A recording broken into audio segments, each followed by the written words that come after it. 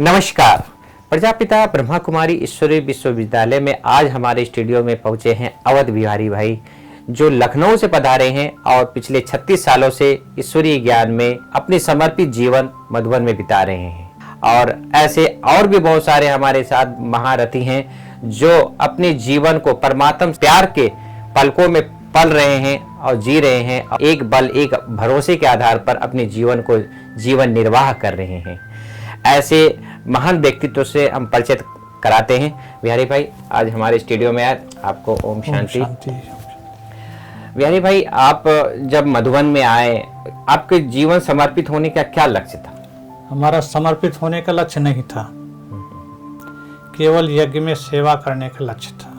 इसलिए हम यहाँ आते थे, 4 महीने 6 महीने 8 महीने 9 महीने सेवा करते थे और फिर 2-3 मास 4 मास के लिए वापस। लेकिन ड्रामा में नून था समर्पित होने का, तो समर्पित बाबा ने कर लिया। वैसे लौकिक में तो हम खेती बाड़ी करते थे, गांव के रहने वाले। लौकिक भी गांव में जन्म हुआ और अलौकिक भी गांव में जन्म हुआ। वैसे लोग कहते हैं भगवान को हम ढूंढते हैं, लेकिन भगवान ने हमें ढूंढा। आज से 43-44 साल पहले, जबकि गाँव में कोई इतना प्रचार प्रसार था ही नहीं, ब्रह्मा कुमारी आश्रम को कोई जानता ही नहीं था। उस समय हमको बाबा ने ढूंढ लिया, गांव में ढूंढा जाकर के। 36 साल मधुबन में रहे, उसके थोड़े कुछ दिव्य अनुभव आप अपना सुनाएं। शुरू में 15-20 दिन हुआ होगा, हमें साक्षात्कार कराया। हमारे यहाँ लखनऊ में मेला था लाल बाग में, तो ज्ञान में आने के बाद ही वहाँ मेला लगा था। मेला में गए थे, जो भाई ने ज्ञान दिया था उसके साथ मेला देखने गए थे। फिर उन्होंने कहा कुछ सेवा करोगे? मैंने कहा हाँ कर लेंगे। तो भंडारे में सेवा मिली, सब्जी कटवाना है, धुलाई करना, सिगरी जलाना, ये सब सेवाएं थी। इससे पहले हमने कुछ नहीं सोचा था कि हम ये ब्रह्मा कुमारी आश्रम में जाना है, क्या करना है, कैसे रहना है, क्या सेवा करना है, हमने कुछ सोचा नहीं था। फिर तो गुरुवार का दिन था, हमने सेवा पूरी करके, मुरली पूरी हो गई थी और भोग लग रहा था। तो हम जाकर के पीछे बैठे, तो जो बहन जी भोग लेकर के गई थी, मेरे को अनुभव हुआ कि वो उनके मस्तक से लाइट निकल रही है और लाइट सीधे हमारे ऊपर आ रही है, बीच में किसी के ऊपर नहीं पड़ रही है।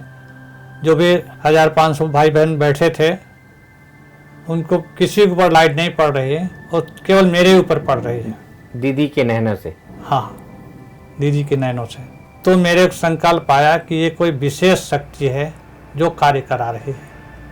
इसको थोड़ा हमको अच्छी तरह से समझना है, और अच्छी तरह से समझने के कारण हम सेंटर से जुड़े। वहाँ हर संडे को योग का प्रोग्राम रखते थे। शनिवार को शाम को आते थे, रात में भट्ठी करते थे और सुबह वापस जाते थे।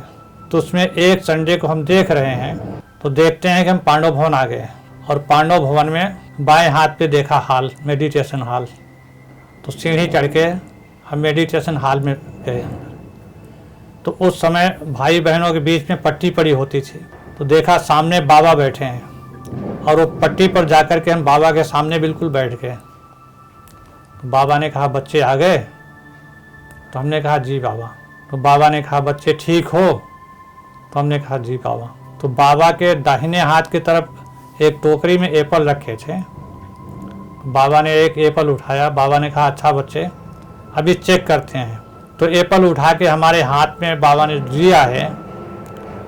बाबा का हाथ हमारे हाथ में लगते ही ऐसा अनुभव हुआ जैसे बिजली का करंट लगता ना, ऐसे शक्ति हमारे शरीर में प्रवेश हुई। ये आपने सपने में देखा? नहीं, योग में। योग में जब भट्ठी पूरी हुई सुबह, तो बहन जी को बताया मैंने कि आप बाबा ने मेरे को ये दिखाया। तो बहन जी ने बोला अवध, बाबा तेरे से कोई विशेष सेवा लेना चाहता है, इसलिए पक्का कर रहा है। फिर अगले संडे को हम देख रहे हैं, अभी जहाँ ग्लोबल हॉस्पिटल है वहाँ एक मकान था, उसका पावन धाम नाम था। तो हम देख रहे हैं कि उस मकान में हम लेटे हैं, इस कमरे में, और बिजली चमक रही है, बादल गरज रहे हैं, हल्की हल्की फव्वारे पड़ रहे हैं, आवाज़ आती बच्चे भागो भागो बचो बचो। तो हम खटिया से उठ के बैठते हैं, नीचे नज़र डालते हैं तो नीचे बिजली के वायर सब खुले हुए पड़े हैं और आपस में स्पार्किंग कर रहे हैं। तो फिर दूसरी आवाज़ आती है, बच्चे भागो भागो, बचो बचो। तो मेरे संकल्प आता है, बाबा अब ऐसी प्रॉब्लम है, कैसे भागें, किधर भागें। तो हम नीचे नज़र करके जहाँ थोड़ी जगह होती थी वहाँ एड़ी रखते थे, कहीं अंगूठा रखते थे, कहीं एड़ी रखते थे, कभी साल्ट भी लग जाता था। लेकिन हम भाग करके रोड पे पहुँच गए। जब रोड पे पहुँच गए तो वहाँ देखते हैं कोई भी पेड़ पौधा एक भी नहीं है, सब गिर गए और हल्की हल्की बूंदें पड़ रही हैं, बिजली चमक रही है, बादल गरज रहे हैं। तो फिर चौथी आवाज़ आती है कि बच्चे अभी बच गए हो तो अमर रहोगे। ये एक प्रकार का बाबा ने हमें सोच में वरदान दिया कि बच गए हो तो अमर रहोगे। वाह। तो ऐसे बाबा ने हमें ये 2 साक्षात्कार कराए। फिर हमने सुबह बहन जी को बताया तो बहन जी ने फिर वही रिपीट किया कि अवध, बाबा तेरे से कोई विशेष सेवा लेना चाहता है, इसलिए पक्का कर रहा है। फिर हम लोगों ने जो भी भाई बहन थे गांव के, अभी गांव की सेवा करनी है लखनऊ में। हाँ, लखनऊ में औरों को भी ये ज्ञान बताना है। तो एक दिन हफ्ते में फिक्स किया था गांव की सेवा के लिए। तो गांव की हम लोगों ने सेवाएं शुरू की। फिर बाबा से मिलने आए। बाबा से जब पहली बार मिले, बाबा ने यही हाल हमें सपने में दिखाया था, योग में दिखाया था। योग में दिखाया था। बाबा ने हमें वरदान दिया। उस समय तो बाबा पर्सनल मिलते थे एक एक से। अरे उस समय तो ऐसा नज़ारा था मधुबन का कि जैसे कि एक शांति का कुंड है। यहाँ बोलने का दिल ही नहीं होता था, एकदम शांति शांति शांति, एकदम खो जाओ जैसे कहीं दूसरी दुनिया नजर आती थी। तो बाबा ने हमें वरदान दिया था। जब बाबा से मिले, बाबा ने कहा, बच्चे ये बाप और बच्चे का मिलन सदा याद रखना, कभी भी भूलना नहीं। अब बाप दादा ने कहाँ आते थे उस समय बाबा? मेडिटेशन हॉल में। अच्छा, मेडिटेशन हॉल में। तभी ओम शांति भवन नहीं बना था। हाँ। एक दिन छोड़ करके दूसरे दिन आते थे बाबा। बाबा से 3 बार टोली लिया। और उस समय जितने भाई बहन होते थे ना मेडिटेशन हॉल में, उसके आधे जिस दिन बाबा आते थे उस दिन मिलते थे, फिर आधे अगले दिन मिलते थे। अगली बार जब बाबा आते थे तो बाबा मिलते थे। एक एक से मिलते में 11, 12, 1 बज जाता था। लेकिन बाबा हर एक को टोली भी देते थे। फिर संकल्प आया कि हम कुछ यज्ञ में जाकर के सेवा करें। अब ऐसे यहाँ शांति का वातावरण देख करके हम वापस जब गए तो जो हम धंधा करते थे वो थोड़ा खिटपिट वाला था, तो उसको हमने बंद कर दिया, दूसरा धंधा शुरू किया, उसमें खिटपिट नहीं थी। हाँ, बाबा भी मना करता है जिससे संकल्प चले तो ऐसा धंधा नहीं करना जिससे किसी को नुकसान पड़े। सही, क्योंकि यहाँ शांति के वातावरण देख करके वहाँ जाकर के भी बोलने बहुत समय तक बोलने का दिल नहीं होता था, तो धंधा चेंज किया। हमारे साथ में जो भाई कोर्स किए थे, पहले उनके ऊपर माया ने वार किया कि अभी हमें थोड़ा ज़्यादा कमाना है, तो कमाने के चक्कर से बाबा का हाथ छोड़ दिया। हाथ मतलब संगठन से निकल गए। पहले लखनऊ आए, लखनऊ से फिर दिल्ली आए, फिर बाबा का हाथ उन्होंने छोड़ दिया। और हमने भी ज़्यादा कमाने के चक्कर में गांव छोड़ के लखनऊ आ गए।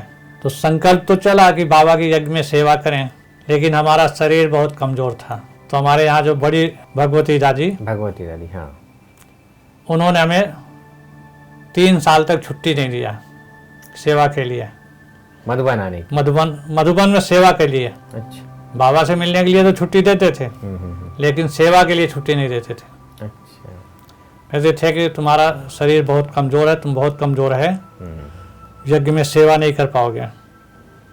वहाँ बड़े बड़े पतीले उठाने पड़ेंगे, धुलाई करना पड़ेगा, सफाई करना पड़ेगा, तुम्हारे से नहीं होगा। फिर 84 में जब हमने फिर एप्लीकेशन डाली तो दादी ने कहा, ठीक है, तुम जिद करके जा रहे हो तो जाओ, छुट्टी है, लेकिन अगर कोई कंप्लेन आती है तो फिर हमेशा के लिए सेवा से छुट्टी हो जाएगी, कभी भी सेवा के नाम से बिल्कुल नहीं जाना होगा।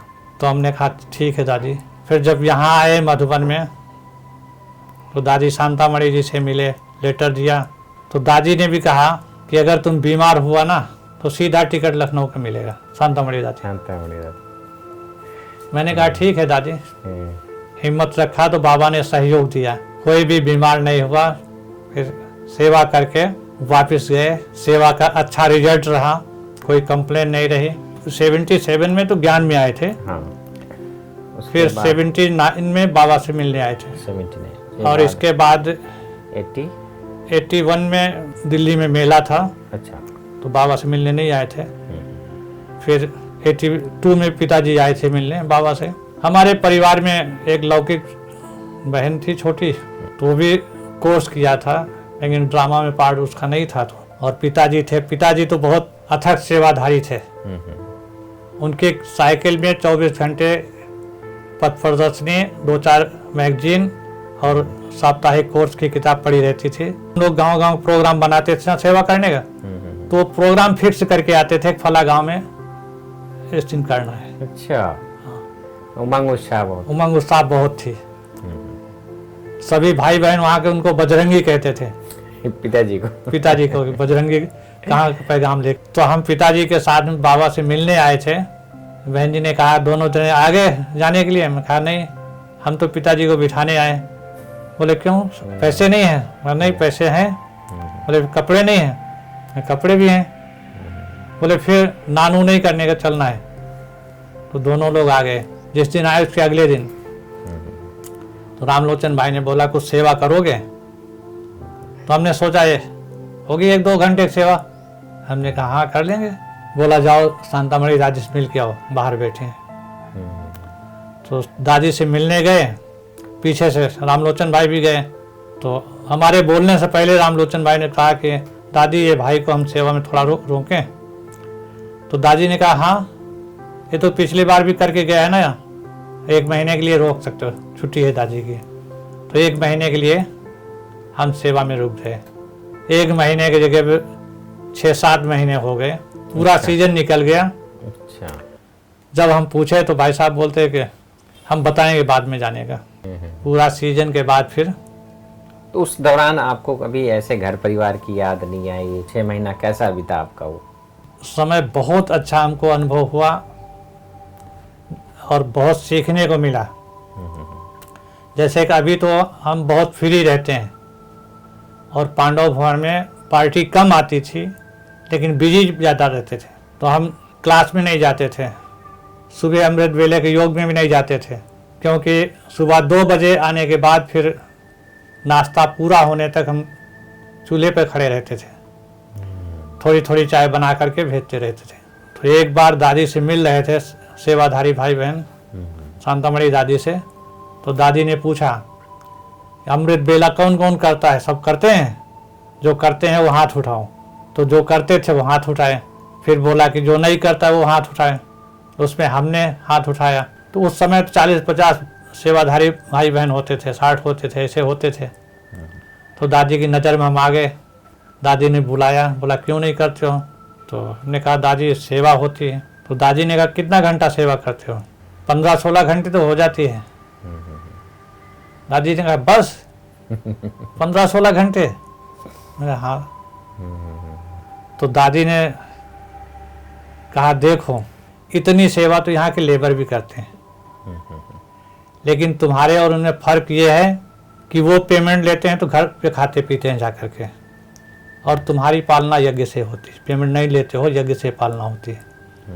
अगर आधा घंटा भी तुम योग नहीं करते हो अमृत बेले पावरफुल, तो तुम्हारी सेवा का कोई वैल्यू नहीं है। शांतामणि दादी ने योग नहीं है तो सेवा का महत्व नहीं है। अगर योग नहीं है तो सेवा का महत्व नहीं है। दोस्तों, ये जो एपिसोड आप देख रहे हैं, ये विशेष पॉइंट आप नोट करिए कि अगर आपके जीवन में योग नहीं है, किसी प्रकार का आपको लग रहा है कि योग नहीं लग रहा है, तो उसका समाधान करें। वो दिन और आज दिन तक के हमने कभी भी अमृत वेला मिक्स नहीं किया। वाह, बहुत सुंदर। कभी भी हमारा अमृत वेला मिस नहीं हुआ, चाहे कितना भी सेवा में बिजी हो, लेकिन कम से कम आधा घंटा हम योग जरूर करते हैं। दादी मिल रही थी, पूछा होली में जाते हो? कौन कौन जाता है? तो जो जाते थे वो हाथ उठाए।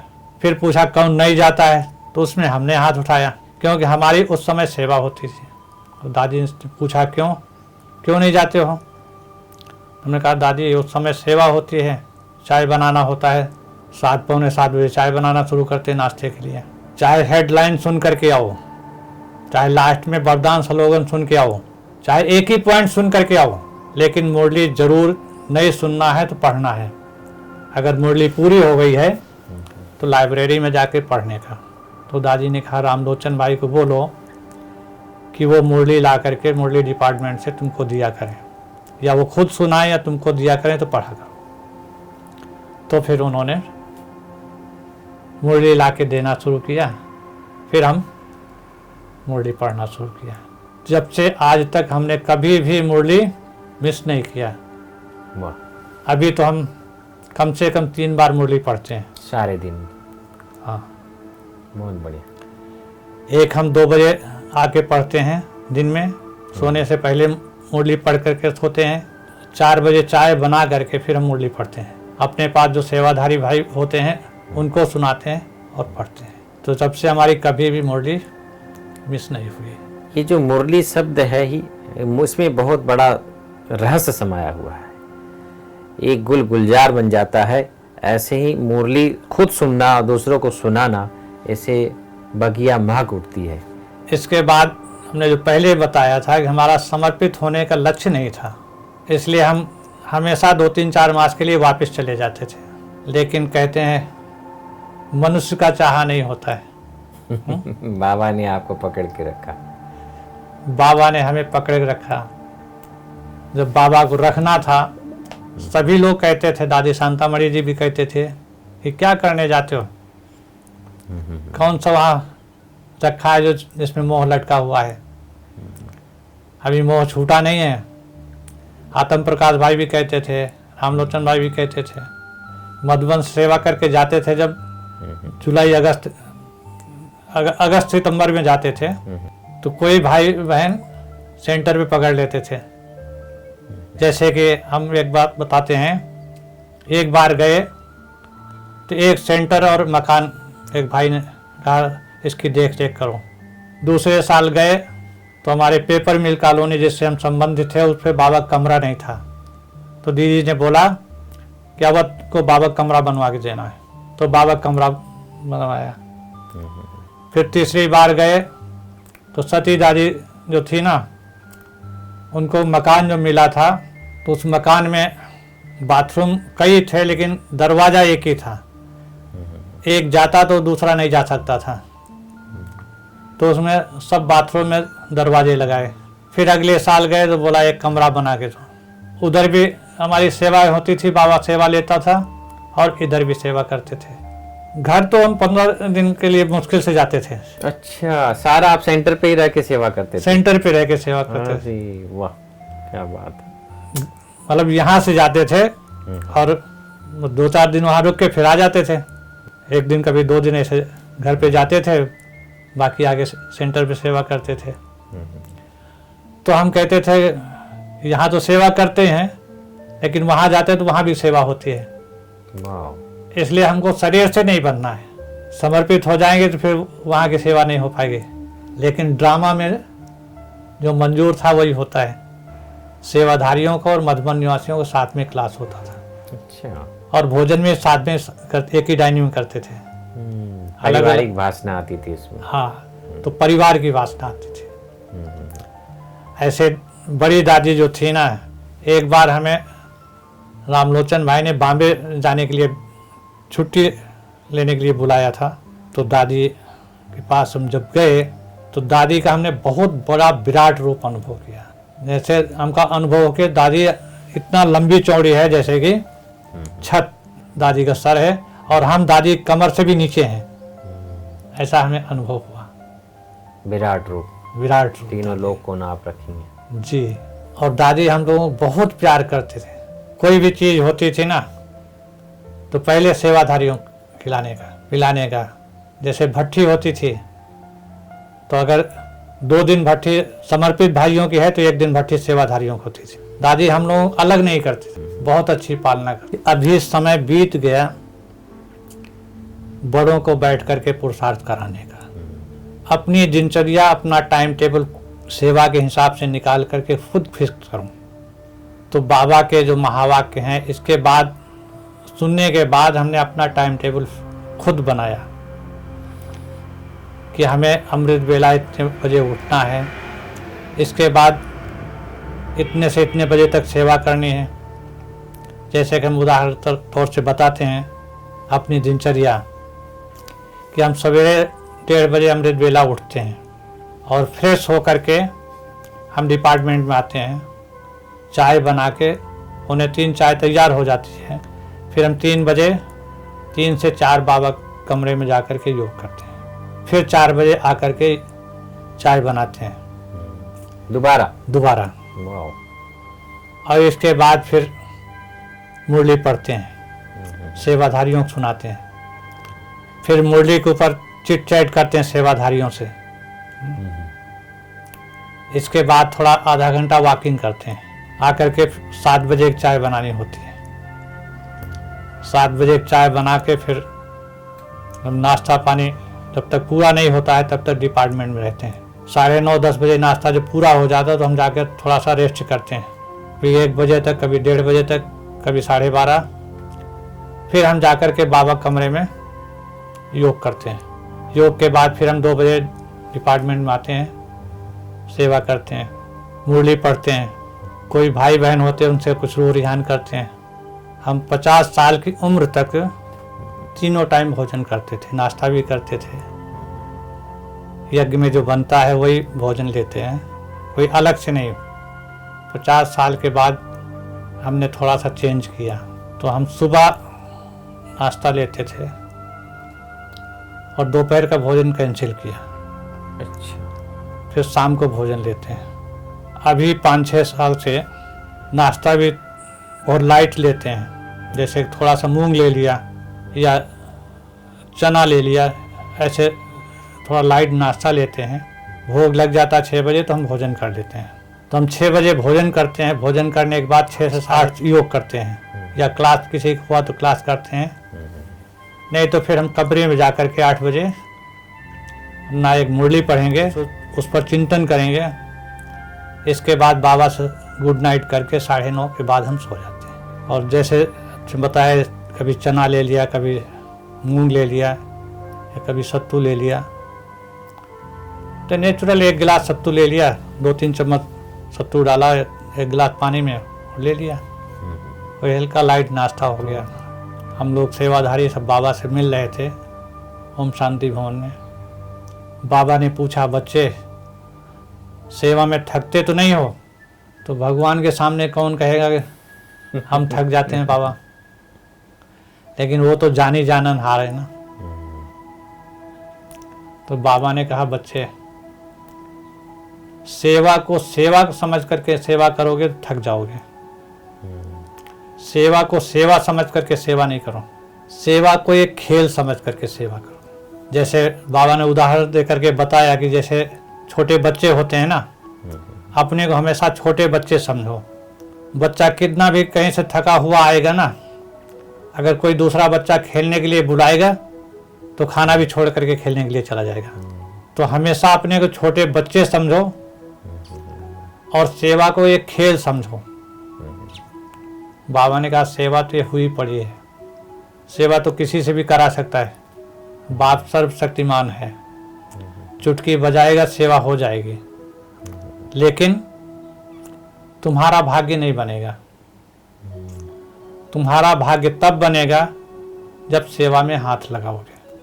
तो वो दिन और आज दिन तक हम हमेशा अपने को यही समझते हैं कि बाबा ने हमें सेवा दिया है खेल खेलने के लिए। सेवा नहीं, ये तो हमारे लिए खेल है, जिससे हम हमेशा दिल से सेवा करते हैं और चुस्त रहते हैं, सुस्ती नहीं होती। नहीं तो पहले जब बाबा से मिलने जाते थे तो आधी मुरली सुनते थे, आधे के बाद नींद आती थी।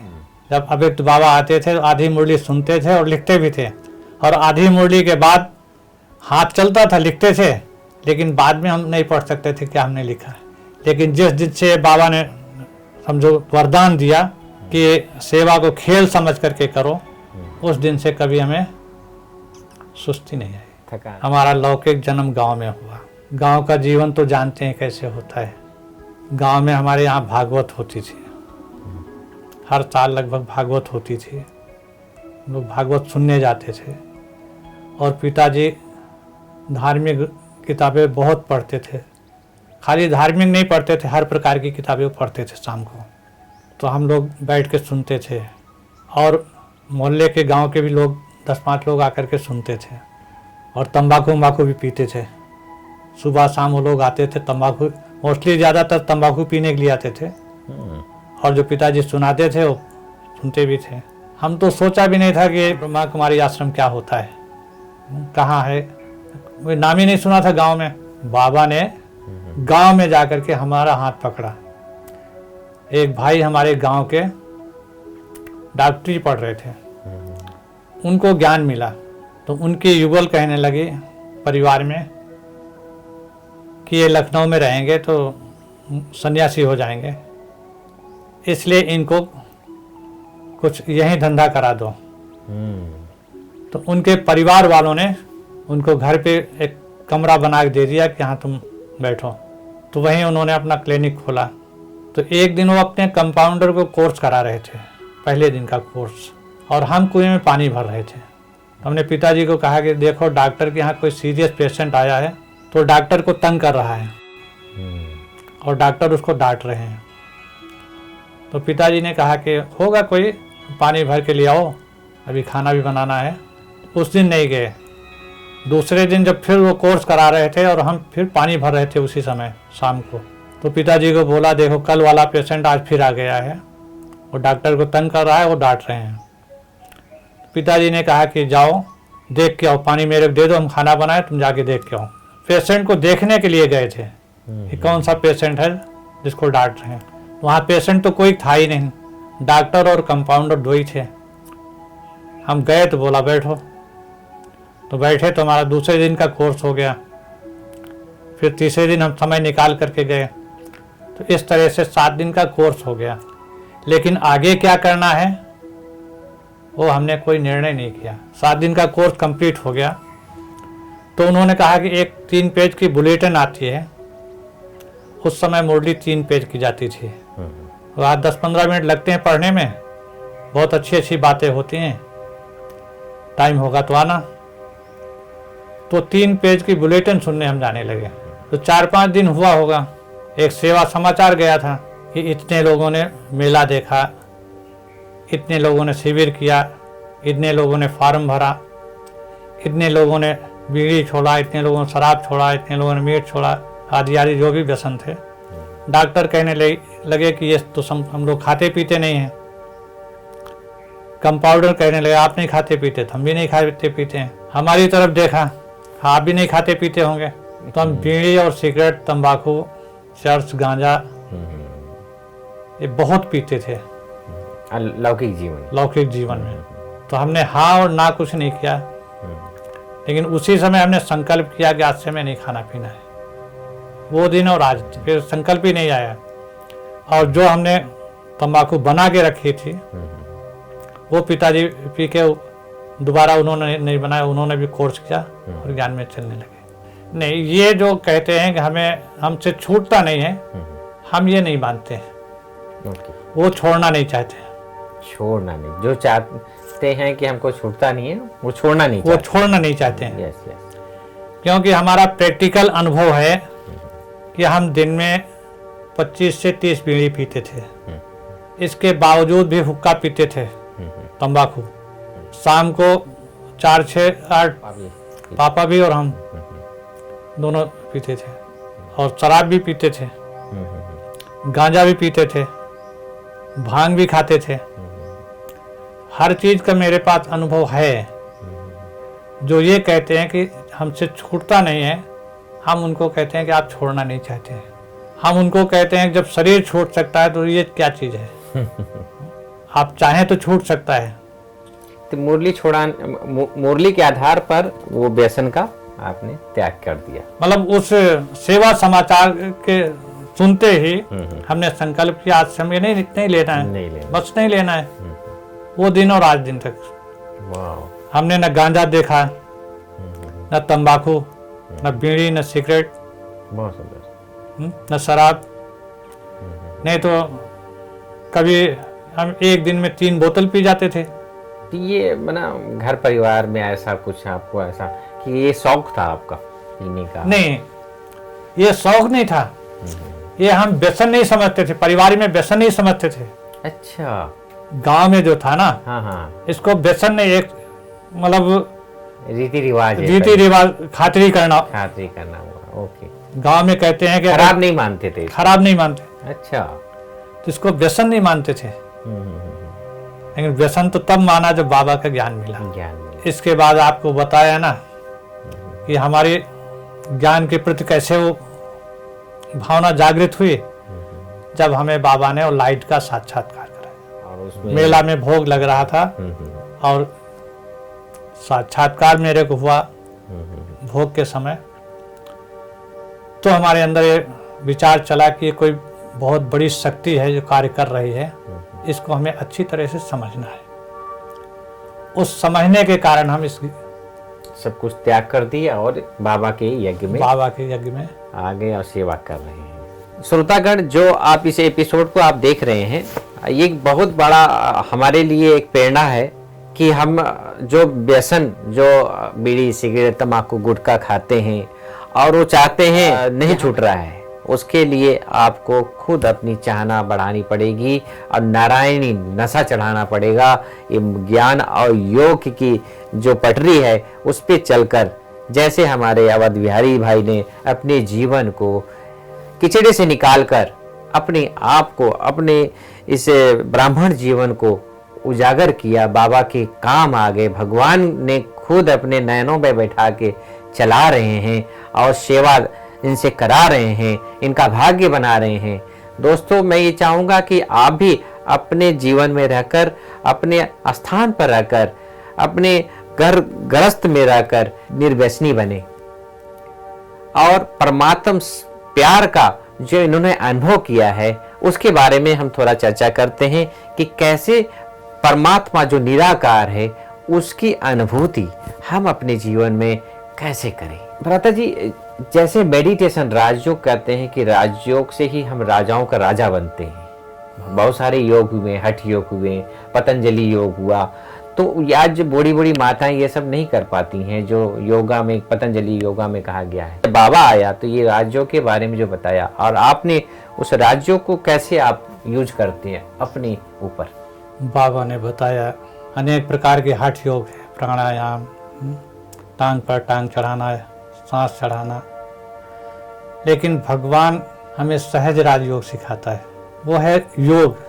और बाबा जो सिखाता हमें वो है सहज राजयोग।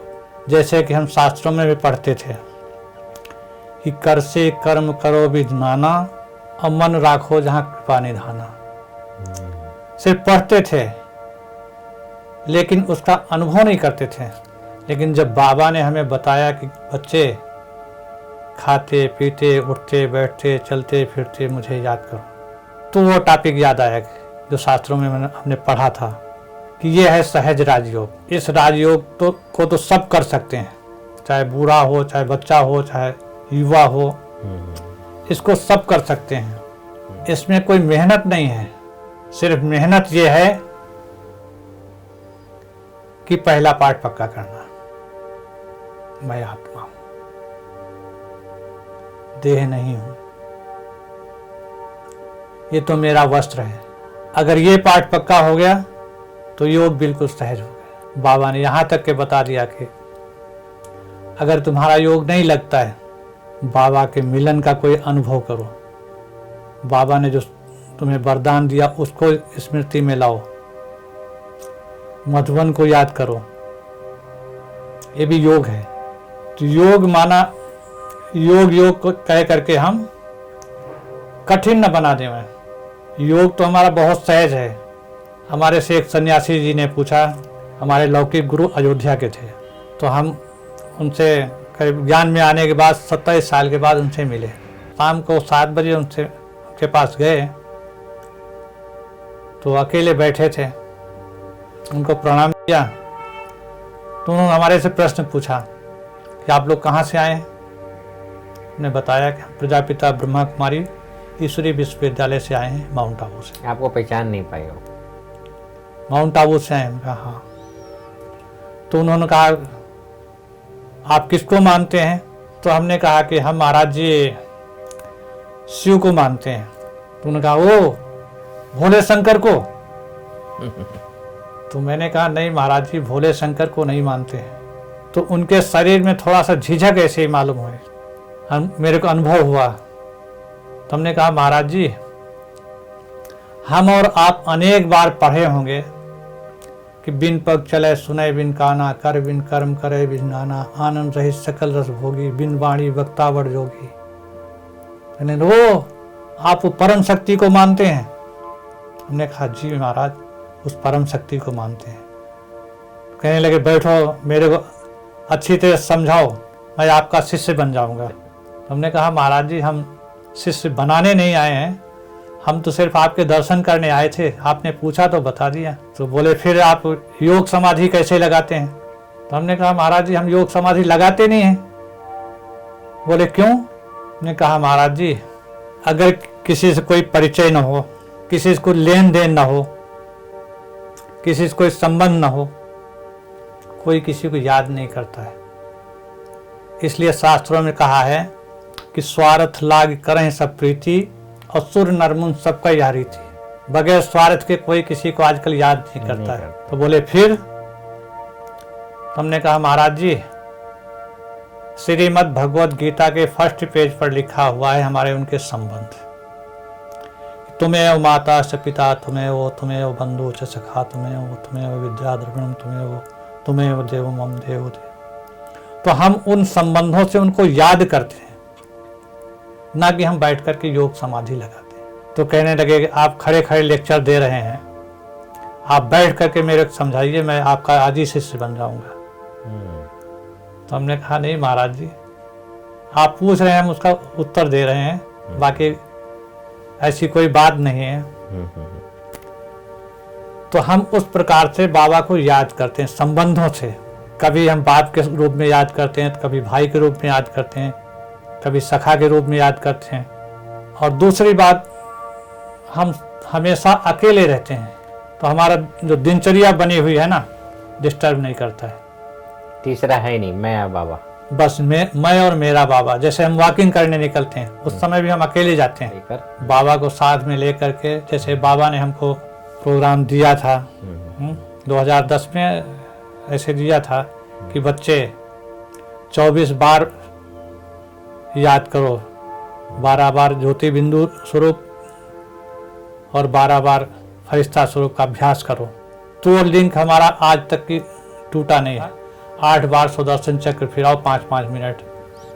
अगर नए दिन में पूरा होता है तो सोने से पहले 8 बार पूरा करके फिर सोने का। तो ये दोनों नियम हमारे आज तक अभी भी चलते हैं। आप कहेंगे कैसे? तो हमारा बैठ करके तो संभव नहीं होता है, लेकिन हमारा चलते फिरते, सुबह 1 घंटा वॉक करते हैं तो 6 बार हम उस समय अभ्यास करते हैं। 3 बार बिंदु रूप का और 3 बार फरिश्ता का। ऐसे शाम को भी, जैसे कि हम कमरे से निकले सुबह 2 बजे, तो 1 बार हम आने के टाइम रास्ते में कर लिया, फिर चाय बना के बाबा कमरे गए तो 1 टाइम हो गया। मतलब इस तरह से जो टाइम हमारा होता है उसको हम सफल करते हैं। दोस्तों, योग कोई मुश्किल शब्द नहीं है जो बाबा प्यार से याद कहते हैं। हम योग कहते, आज इनके अनुभव से हम एक शिक्षा प्राप्त करेंगे कि कैसे हम योग ना करके याद करें, हर कर्म में भगवान को साथी बनाएं। आप कोई भी कर्म कर रहे हो, शिव बाबा निराकार शिव को अपने साथ में रखकर हर कर्म करेंगे तो सफलता समाई हुई है। और हम ऐसे महान व्यक्तित्व से आज हम रूबरू हुए। आज हमें बहुत खुशी हुई कि आज बहुत सारे आपके जो जिज्ञासा थी कि हम व्यसनी हैं, हम निर्व्यसन कैसे बने, हमारा योग नहीं लगता, तो इस एपिसोड से आपको बहुत सारी प्रेरणाएं आपको प्राप्त हुई होगी। और ऐसे ही हम बहुत सारी महान आत्माएं जो मधुबन भूमि पर रहती हैं, हम आपसे रूबरू कराते रहेंगे। बिहारी भाई, आपने बहुत ही सुंदर तरीके से अपने इस गाथा को आपने वर्णन किया और हमारे दर्शकों तक आपने पहुंचाए, इसके लिए दिल से बहुत बहुत धन्यवाद। आप हम एक बार और भी ऐसा कोई समय निकाल कर आप आएँ और हमारे दर्शकों से जो इनका जो प्रश्न है उनका समाधान करें। तब तक के लिए ओम शांति। ओम शांति।